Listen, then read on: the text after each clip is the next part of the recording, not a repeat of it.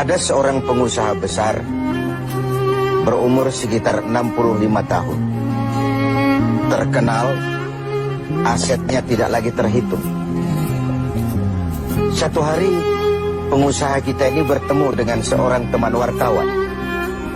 Terjadilah dialog. Sang wartawan bertanya kepada pengusaha kita, "Pak, umur Bapak berapa tahun?" "Umur saya? Iya, paling sekitar 7 tahun. "Loh, 7 tahun? 7 tahun. Anak Bapak berapa orang?" "Satu. Satu saja? Satu saja." "Harta Bapak berapa banyak?" "Ya, paling sekitar 10-15 juta rupiah saja." Teman wartawan berkata, "Pak, kenapa Bapak berdusta? Bapak orang terkenal, pengusaha besar, punya biografi. Kami tahu umur Bapak 65 tahun. Kenapa Bapak bilang 7 tahun? Anak Bapak pun banyak. Kenapa cuma bilang 1? Harta Bapak, aset sudah tidak ternilai. Kenapa Bapak bilang cuma 10-15 juta rupiah saja?" Senyum agak getir, sang pengusaha menjawab, "Kau benar, Nak. Umur saya kalau jumlahnya sih memang 65 tahun. Tapi dari 65 tahun umur saya itu, rasa-rasanya baru 7 tahun yang ada artinya di sisi Allah.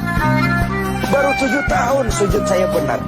Baru 7 tahun saya laksanakan perintahnya, saya tinggalkan larangannya. Sisa umur yang lain habis kelabu warnanya, penuh dosa dan keingkaran. Saya katakan umur saya cuma 7 tahun.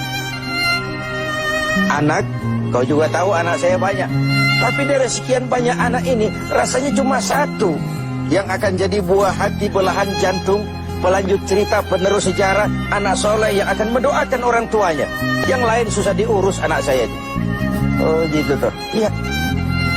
"Mengenai harta, Pak, kau juga benar. Harta saya, aset saya sudah sulit dihitung lah. Pabrik di mana-mana, di tiap bank hampir ada deposito saya.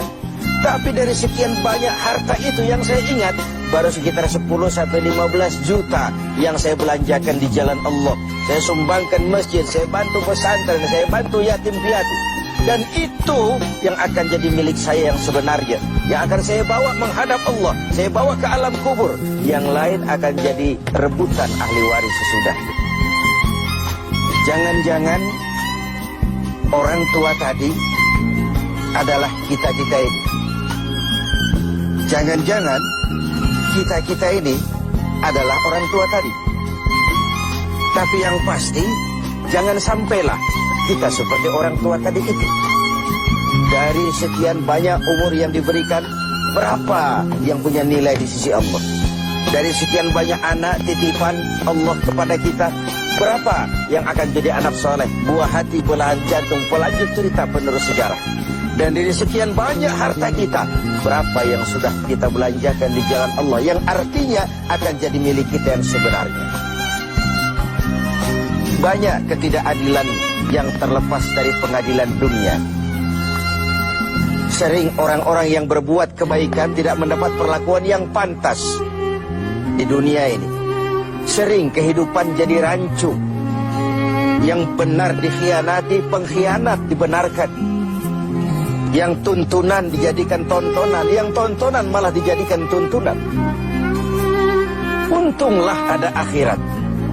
Bukan sekedar melepas diri dari ketidakberadayaan kita menghadapi sistem, tapi cermin bahwa tidak satu ketidakadilan yang bagaimanapun kecilnya yang terlepas dari pengadilan dunia akan terlepas juga di pengadilan akhirat nanti. Inilah keadilan. Karena itu pada jumpa kali ini saya ingin menyampaikan sebuah hadis tentang apa yang harus kita pertanggungjawabkan di hadapan Qadi Rabbul Jalil nanti. Sebuah hadis menyatakan, "Lan tazula qadama 'abdin yaumal qiyamah hatta yus'ala an arba'i khisal." Besok di hari kiamat tidak akan bergeser telapak kaki seorang hamba sebelum ia dimintakan tanggung jawab terlebih dahulu tentang 4 persoalan. Apa yang 4 itu? Pertama, an-umrihi fima afnahu.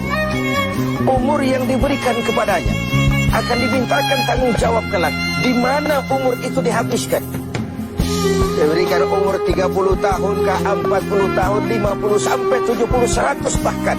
Sejak kita akil balik sampai ajal datang merenggut nyawa, di mana umur itu dihabiskan? Kita sering main-main, padahal waktu berjalan terus. Kita sering lalai dan lupa, padahal malaikat maut tidak pernah lalai dan lupa. Seorang Nabi Yakub alaihissalam, seketika akan ajal, beliau menanyakan, kalau saya ajal kenapa tidak diberitahu lebih dahulu? Kata malaikat maut, sudah diberitahu. Loh, bagaimana caranya diberitahu? Perubahan yang terjadi pada fisik kita adalah pemberitahuan. Uban yang bertabur, mata yang mulai lamur, pendengaran yang mulai kabur, itu semua pemberitahuan agar kita mawas diri. Umur akan dimintakan pertanggungan jawab, di mana umur itu dihabiskan. William Shakespeare memang pernah bilang, waktu hidup itu singkat. Tahu-tahu baru saja zuhur, tahu-tahu sudah asar. Baru saja asar, tahu-tahu sudah maghrib. Yang kemarin anak-anak, tahu-tahu sudah punya anak. Tahu-tahu, dan tahu-tahu. The time of life is short, kata Shakespeare. Waktu hidup itu singkat betul.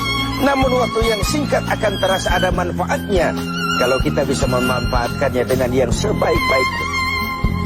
Apalah umur panjang kalau cuma untuk menimbun dosa dan kesalahan. Lebih baik umur yang panjang tapi untuk mengkoleksi berbagai kebajikan.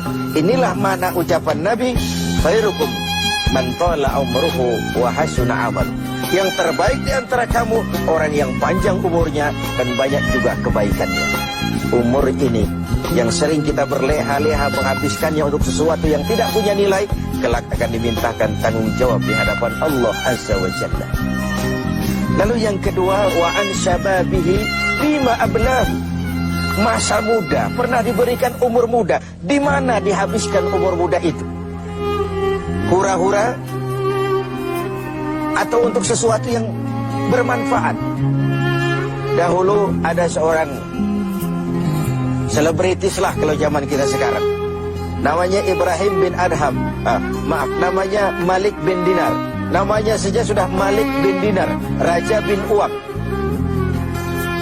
Hidupnya jet set. Satu malam dia mengadakan pesta di rumah mewahnya. Datang seorang pengemis, bertanya kepada penjaga pintu, siapa yang punya rumah ini? Bos saya. Iya, Malik bin Dinar. Oh, orang kaya? Orang kaya. Selebriti. Dia hamba apa orang merdeka? Dia orang merdeka. Kalau hamba bagaimana bisa pesta sehebat ini? Orang tua itu senyum lalu bilang, sampaikan kepada bosmu Malik bin Dinar, dia memang orang merdeka.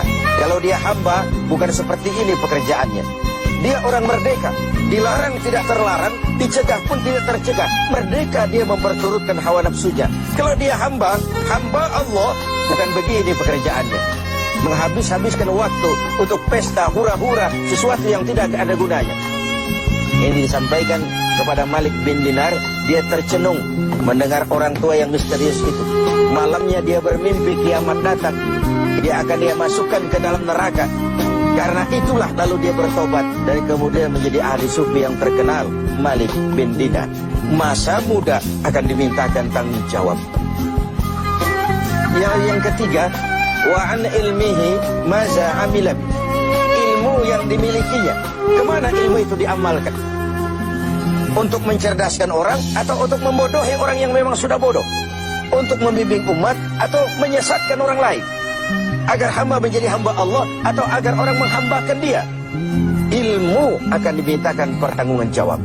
Yang terakhir, wa an malihi min aina iktasabahu wa fima anfaqahu. Kita akan dimintakan tanggung jawab tentang harta kita. Dari mana harta itu didapat dan kemana harta itu dibelanjakan.